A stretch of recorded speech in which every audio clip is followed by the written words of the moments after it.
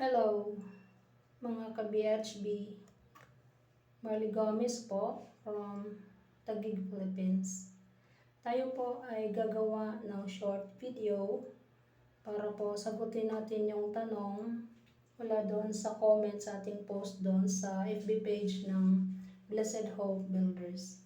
May tanong po doon kung paano daw po kikita si Co-op. So, kikita po si Co-op sa pamamagitan ng pagpapaikot nitong 1.3 na nilagay natin sa right side.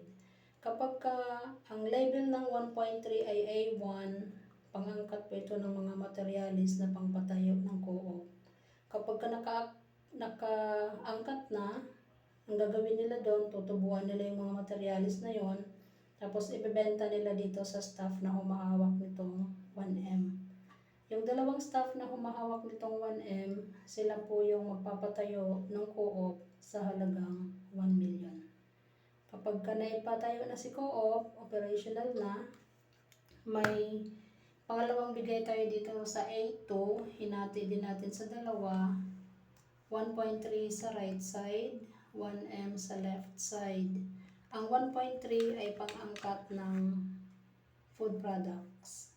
Pag nakaangkat na, pareho lang ang gagawin, tutubuan din nila yung mga food products na yon bago nila ibenta dito sa staff na humahawak nitong 1M.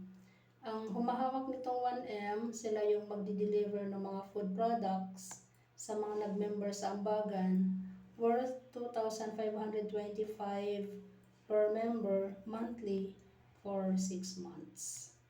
Yan, ganun lang po siya kasimple. Tuloy-tuloy ang pagpapaikot nito 1.3 para tumubo ng tumubo. Then, after 6 months, may renewal, panibagong funds papasok. Ito lang mauubos 1M sa left side.